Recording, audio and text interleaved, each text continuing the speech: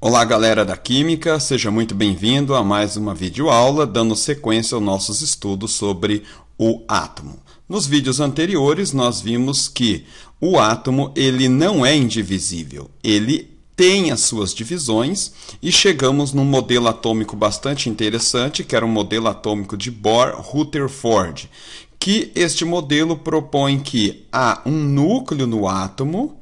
Nesse núcleo nós vamos ter ao menos dois tipos de partículas, partículas de cargas positivas e partículas sem cargas elétricas denominadas de nêutron. Esta parte central, ela foi denominada de núcleo, então nós vamos ter aqui no átomo o núcleo. E no núcleo nós temos os prótons com cargas positivas e temos os nêutrons sem carga, apenas com massa. E temos a parte externa chamada de eletrosfera. A eletrosfera contendo os elétrons cujas cargas são negativas. A massa do próton e do nêutron nós dizemos que é massa de uma unidade de massa atômica. A massa do elétron nós desprezamos, nós consideramos como massa igual a zero. Na verdade, ele nós gravaremos na sequência uma outra videoaula falando do elétron, que ele tem um comportamento dual, ele se comporta tanto como matéria como onda, mas a massa do elétron nós dizemos que ela é uma massa desprezível, uma aproximada a zero. Bom, sabemos que temos uma quantidade considerável de átomos na natureza, aproximadamente uma centena de átomos naturais, e temos também alguns átomos artificiais que são feitos em laboratório. Esses átomos eles já foram representados de diversas formas. Havia-se no princípio, o próprio Dalton ele havia proposto desenhos para representar os átomos, mas hoje os átomos eles são representados por letras. Vamos pegar aqui uma tabela periódica. Observe que aqui os átomos que nós conhecemos estão aqui listados na tabela periódica. Essa tabela periódica ela não é tão atual, ela vai até o número 107. Hoje sabemos que temos aproximadamente 120 elementos químicos conhecidos, entre naturais e artificiais. A tabela periódica mais atual, mais atualizada que nós vamos ter, está no site da IUPAC, o site da União Internacional de Química Pura e Aplicada, IUPAC, e também na Sociedade Brasileira de Química, SBQ. Então, lá nós vamos ter a tabela periódica mais atualizada possível. Então, nós observamos aqui que os átomos são simbolizados por letras. Agora, essas letras, elas são escolhidas a partir do nome do átomo. Se nós pegarmos lá, por exemplo, o hidrogênio, o seu nome começa com H, então o seu símbolo é H. Agora, temos o hélio, que também começa com H. Então, não podemos simbolizar os dois com H. Então, o elemento que vem posterior, ele tem uma segunda letra. Na maioria das vezes, a segunda letra do seu nome. No caso, o símbolo do hélio vai ser o HE. HE é o mesmo caso que nós temos, por exemplo, do flúor e do ferro. O flúor vem antes, vamos pegar aqui a tabela periódica. Nós temos aqui o flúor e temos aqui o ferro. Observe que o flúor vem antes. Eu vou estar gravando uma videoaula especificamente sobre a tabela periódica, então aqui é só uma síntese do que, para a gente poder entender a simbologia atômica, como os átomos são simbolizados por letras, na maioria das vezes a primeira letra do seu nome, quando necessário a segunda letra para diferenciar. Normalmente a segunda letra do nome, mas pode ser que também seja uma letra que não é a segunda, haja vista já ter sido usada uma segunda letra.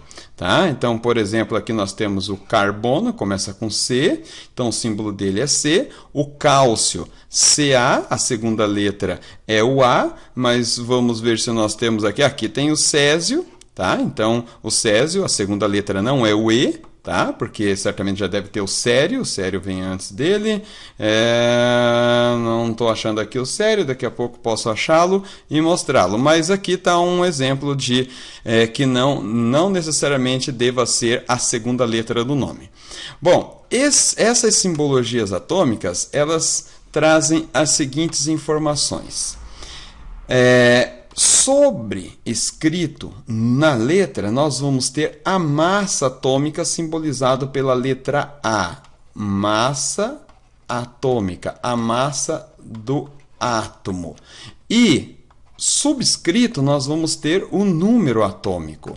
Número atômico. Esse número atômico representa os números de prótons, partículas positivas que estão no núcleo do átomo. Então, observe aqui que a principal informação do átomo, a informação que define que átomo se trata, é a informação do número atômico, que é o número de prótons. Por exemplo, se o átomo tem um próton, ele vai ser o hidrogênio. Se ele tiver 2 prótons, ele vai ser o hélio. Se ele tiver 8 prótons, ele vai ser o oxigênio. E assim sucessivamente. A principal informação do átomo é o número atômico. E a tabela periódica, como eu falei, posteriormente eu vou gravar um vídeo sobre a tabela periódica, vocês deverão guardar essa informação. Então, que a tabela periódica está organizada de acordo com os números atômicos dos átomos. Então, veja, começa com o número 1, o hidrogênio, 2, 3, da esquerda para a direita. A principal informação atômica é o número atômico. Vamos pegar aqui, então, mais... A massa atômica, ela é a soma do que tem no núcleo do átomo. O que nós vamos ter no núcleo do átomo? Os prótons, que são representados pelo número atômico, e os nêutrons. Então, se nós pegarmos aqui a soma do que tem no núcleo do átomo, nós vamos ter a massa atômica de um átomo. Lembre que eu falei para você que a massa do elétron nós desprezamos, tá? Então, a massa do elétron não compõe a massa atômica do átomo, apenas os prótons e os nêutrons. Bom, aí os átomos são representados desta forma. Tá? Com letras, sobrescrito a massa atômica, subscrito o número atômico. Às vezes, algumas tabelas periódicas invertem isso aqui. Às vezes, eles podem colocar, por exemplo, o símbolo do átomo aqui, eles podem colocar o número atômico aqui, massa atômica aqui, eles podem fazer de várias maneiras, mas a recomendação da IUPAC, a simbologia oficial, é essa. Uma letra ou duas, massa atômica sobrescrita e número atômico subscrito. E o número de nêutrons, normalmente, quando nós indicamos, nós colocamos aqui o número de nêutrons. Observe que na tabela periódica não traz números de nêutrons, mas se nós quisermos indicar o número de nêutrons contido num átomo, sim, ele deve estar no meio. Então vamos pegar aqui, por exemplo, um átomo. Tá, vamos trabalhar aqui. Vamos pegar um átomo de alumínio. O átomo de alumínio, cujo o número atômico é 13 e a massa atômica 27. Então vamos pegar aqui, fazermos uma atividade aqui. Deixa eu fazer uma limpeza aqui para nós podermos fazer uma atividade aqui. Então nós temos aqui Al, massa atômica 27, número atômico 13. Nós aproximamos essa massa atômica. Então, aqui, o nome do elemento químico é alumínio, a massa atômica 27, o número atômico 13 e o número de nêutrons, aqui que é interessante você prestar atenção. O número de nêutrons, observe, se a massa atômica é a soma dos prótons com os números de nêutrons, os números de nêutrons vai ser a massa atômica menos o número de prótons. Então, para eu achar o número de nêutrons aqui, eu vou fazer 27 menos 13, que vai me dar 14 nêutrons. Agora, pode ser que algum exercício oculte exatamente ou a massa atômica ou um número atômico e te dá o número de nêutrons. Aí o que você vai fazer? Você vai ter que identificar isso aí. Vamos pegar, por exemplo, aqui, vamos pegar o titânio aqui, ou o ferro, que seja aqui. Está aqui o ferro, já circulei o ferro aqui. Tá? Bom, não está dando para enxergarmos aqui a massa atômica dele, mas uma massa atômica de um elemento que eu sei de cabeça aqui, o fósforo, 15 e 31. Então, a massa atômica, vamos pegar aqui uma informação do fósforo. Aqui a massa atômica dele, 31, número atômico, 15. Então, aqui, o número de nêutrons vai ser 16. Só que ele pode ocultar, por exemplo, ele pode dizer quanto é o número atômico e quanto é o número de nêutrons. Aí você tem que achar a massa atômica. Aí você soma esses dois para dar esse aqui. Se ele te der a massa atômica e o número de nêutrons e pedir o número atômico, você subtrai. Tá? Então, por exemplo, aqui um átomo que tem massa atômica 60 e número de nêutrons 29. Então, qual seria o número atômico dele? Sim, vai ser 60 menos 29, que é 31. Agora, se ele der um átomo cuja número atômico é 40 e o número de nêutrons 21, bom, aí não dá, né? 41, ou seja, número de nêutrons 41, qual seria a massa atômica? A massa atômica seria 81, porque nós somamos. Muito bem, então eu separei aqui uma atividade para nós resolvermos. Vamos analisar aqui essa atividade.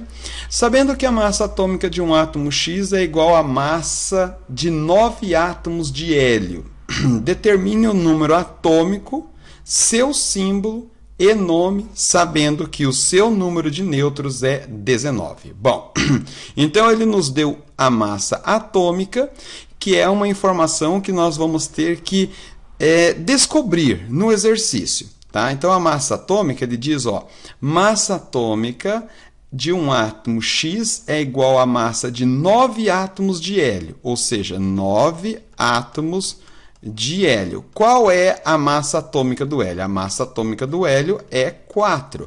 Então, nós vamos ter a massa atômica desse átomo 9 vezes 4, que dá 36.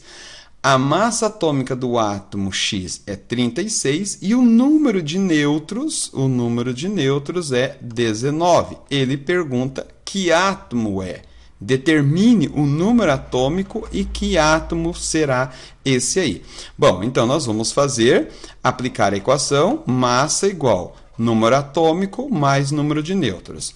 Nós temos a massa atômica e temos o número de nêutrons. Para achar o número atômico, eu vou passar o número de nêutrons para lá, subtraindo. Então fica Z igual massa atômica, continua no lugar onde ele está, número de nêutrons passa para cá, está somando, passa subtraindo. Então fica massa atômica, 36, menos número de nêutrons, 19.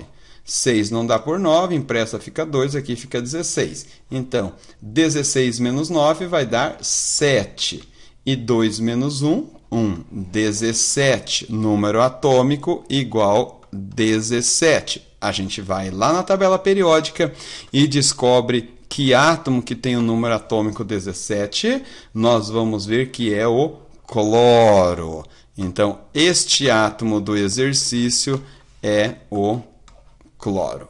Algo que eu estava já me esquecendo é o seguinte, que muitos de vocês podem se perguntar, bom, se os símbolos atômicos são representados pelas letras dos átomos, por que algumas letras não conferem com seus respectivos nomes?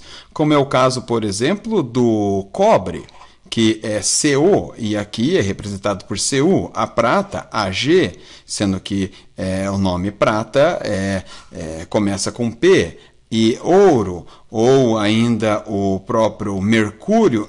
Por que acontecem essas coisas? Sendo que o mercúrio, o símbolo dele é o Hg, o sódio, Na, e assim sucessivamente.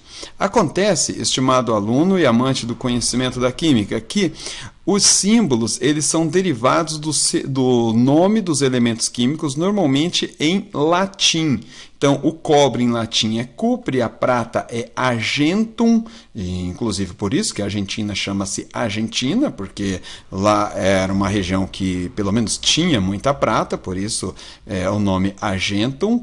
Ouro é aurum, mercúrio hidrógeno, sódio é nádium e assim sucessivamente. Acontece que os nomes dos elementos químicos, eles doam as letras para os seus símbolos dos nomes em latim. E para nós não é muito problema isso, porque a nossa língua portuguesa é uma língua latina, derivada do latim. Então, a maioria dos elementos químicos coincide o nome com o seu símbolo atômico. É o caso do ferro, é o caso do boro, o caso do carbono, nitrogênio, oxigênio, flúor, cloro e assim sucessivamente. O enxofre não, que o enxofre em latim é sulfur. Fósforo, aí fósforo também não, porque fósforo em latim começa com pH, fósforo. Então, para nós não temos muito problema. Agora imagine, por exemplo, para um chinês, para um árabe, para um judeu, um israelita, aliás, ou qualquer outro, um alemão, qualquer outro estudante que não tem a sua língua derivada do latim, ou então uma língua totalmente diferente do latim, então para ele torna-se um pouco mais difícil. Agora, como nós iremos estudar posteriormente a tabela periódica, eu vou dizer isso adiantando, né? A tabela periódica ela é universal. Esses símbolos aqui, eles são universais. Então, veja, prata em português é prata, em inglês é silver. Então, imagina-se que cada nação, cada país faria uma tabela periódica com os símbolos dos seus elementos químicos, iniciando com o nome das suas línguas maternas. Seria uma verdadeira Babel. Então, para não termos esta verdadeira Babel, foi convencionado-se desta forma. Os elementos químicos dando as letras para os seus símbolos da língua em latim. É isso aí, um abraço e até a próxima.